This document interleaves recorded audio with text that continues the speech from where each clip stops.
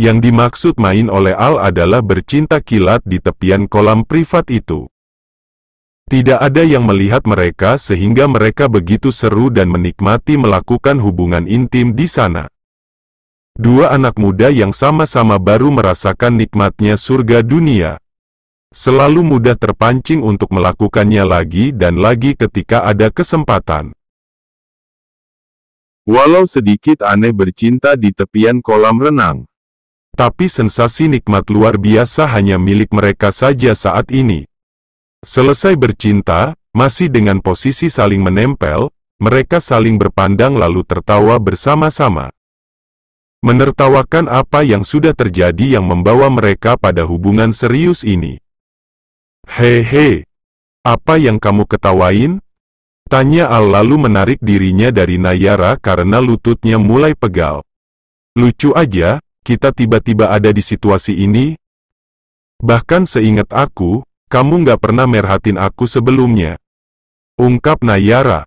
Kemudian dia mencoba menggali momen pertemuan pertama dengan Al. Al juga sama, Al ingat saat ia memiliki kesan mendalam terhadap Nayara pada pandangan pertama mereka. Al tak sengaja menyenggol sepeda motor Nayara waktu itu, saat keduanya sama-sama mengantarkan adik ke sekolah. Tapi perasaan itu tenggelam kemudian mengendap di dalam hati mereka masing-masing karena sibuk dengan kehidupan masing-masing. Mereka juga merasa asing kendati pun Nayara semakin mendekat pada kehidupan Al karena keluarga Al membantu dan memfasilitasinya. Waktu itu aku nyenggol motor kamu marah-marah nggak jelas. Kenang Al. Terus kita ke bengkel, udah sampai bengkel. Kamu malah bayarin aku buat semua servis yang bahkan nggak seharusnya jadi tanggung jawab kamu. Nayara juga mengenang dan dia terlihat malu-malu. Nggak heran lah, cewek-cewek kan rata-rata begitu. Nggak peduli sama urusan dan kebutuhan kendaraan. Taunya cuma makek aja. Ketahuan deh, hehe. Kalau bawa motor kan udah andal banget, kamu mau belajar nyetir juga nggak? Tawari Al membuat Nayara antusias, tapi dia merasa tidak yakin. Boleh tuh. Tapi, nanti kemana-mana pasti pergi sendiri. Aku kan masih nyisain 1 tahun kuliah di Amrik. Sayangnya kamu harus tetap di sini dan aku kembali ke sana. Jadi aku nggak bisa antar kamu setiap waktu. Kalau motor-motoran terus, nanti kamu kepanasan.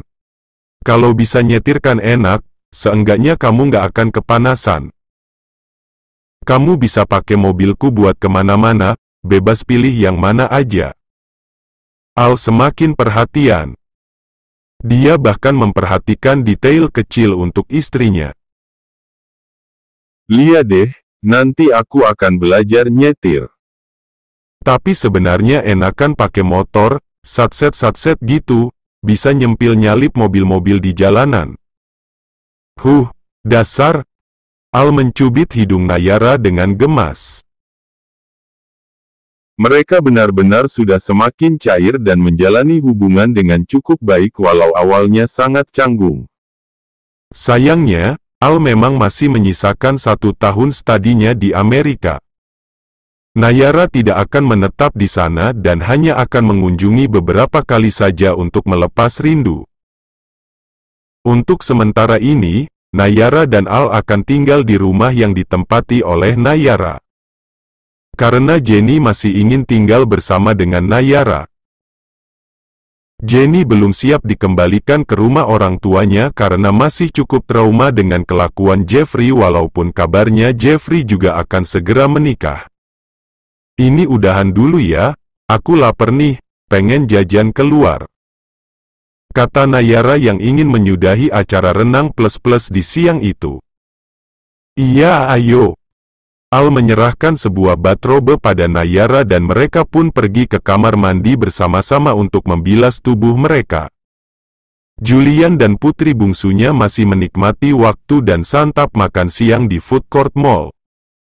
Anessa benar-benar terlihat sangat bahagia, waktu berduaan dengan sang papa adalah kebutuhan psikologisnya dan dia selalu mendapatkan itu. Anessa tumbuh menjadi anak yang sangat beruntung. Karena segala kebutuhan selalu ia dapatkan dengan support sistem sempurna dari seluruh keluarga dan lingkungan. "Pah, lain kali, aku mau jalan ke Bandung sama papa. Luangkan waktu buat itu ya, Pah," Anessa meminta, sambil bicara dengan mulut penuh makanan. "Lia, sayang, nggak usah ajak mama," tanya Julian yang juga begitu menikmati waktu bersama putrinya. "Kasian sih mama kalau nggak diajak." "Berarti kita ajak mama aja. Aku mau glamping sama kalian." Duduk bersama menghadap api unggun dan bersenang-senang. Anessa membayangkan yang indah-indah. "Ide bagus. Yes, gimana kalau minggu depan? Bisa ya Pah, bisa ya?" pinta Anessa dengan manja dan penuh harap. "Papa cek agenda dulu ya, kalau memungkinkan, tentu saja Papa nggak akan menunggu sampai minggu depan." "Yes, makasih banyak, Pah. Sayang Papa banyak-banyak." Julian tersenyum mendengarnya. Bukan hanya Anessa yang bahagia dengan waktu kebersamaan ini, tentu saja Julian juga merasakan kebahagiaan yang sama. "Hai, Nessa. Hai, Om." Ruby dan Sabita datang menghampiri meja Julian setelah cukup lama hanya memantau dari kejauhan. Kak Ruby, Kak Abid," sapa Anessa dengan girang. "Kalian berdua aja, Tante Rin mana?" tanya Ruby dan dia sebenarnya yakin kalau Rinjani memang tidak ikut dengan Julian dan Anessa. "Iya, Tante Rinjani mana?" tanya Sabita kemudian. "Mama nggak ikut Kak, soalnya ini memang acara khusus aku sama Papa aja," jawab Anessa. "Oh begitu ya, seru banget nggak sih kalian ini? Benar-benar bikin ii," kata Ruby. Sabita melirik ke arah Ruby. Sabita memaklumi itu karena Ruby memang tumbuh tanpa perhatian penuh dari dedinya. Tapi kemudian Sabita menaruh curiga pada gestur Ruby yang seolah sengaja melakukan pendekatan terselubung pada Julian. "Ayo silakan gabung, Kak, silakan duduk." Persilakan Anessa dengan ramah. "Kami baru aja selesai makan, Nes. Kami mau lanjut belanja nih. Have fun ya buat kamu sama Om Julian," kata Sabita, dia menolak dengan sopan. "Oke, Kak, have fun juga buat Kak Abid sama Kak Ruby ya," balas Anessa. "Wait, Bid, tiba-tiba kepalaku keleyengan," kata Ruby sambil berpegangan pada pundak Julian dan juga pada tangan Sabita. Ruby memang terlihat pusing, entah itu benar atau hanya akal-akalan saja. Kamu kenapa?" Sabita panik, dia tidak menaruh curiga kali ini. "Nggak tahu, pusing banget tiba-tiba," ucap Ruby. "Ya udah duduk aja dulu, jangan paksain untuk jalan," kata Julian lalu menarik kursi agar lebih mudah untuk diduduki oleh Ruby. "Terima kasih banyak, Om." Ruby duduk dan dia berhasil mengambil satu tempat tepat di dekat Julian.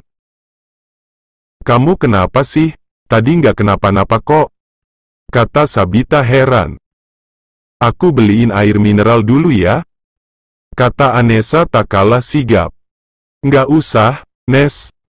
Makasih banyak, kakak udah terlalu banyak minum air putih." "It's okay, sekarang peningnya mulai pudar kok," kata Ruby dan secara sadar dia berpegangan terus pada pundak sekarang turun ke lengan Julian. Lama-kelamaan Sabita mulai curiga lagi, dan serangan pusing yang Ruby alami hanya sebuah alibi. "Nggak bener nih, Ruby, jangan-jangan dia emang sengaja mau narik atensi Om Julian?" "Ish Ruby, benar-benar tak patut," batin Sabita. Tak sabar ia ingin segera menegur adik sepupunya itu. Sabita benar-benar tidak suka dengan cara Ruby melakukan itu semua.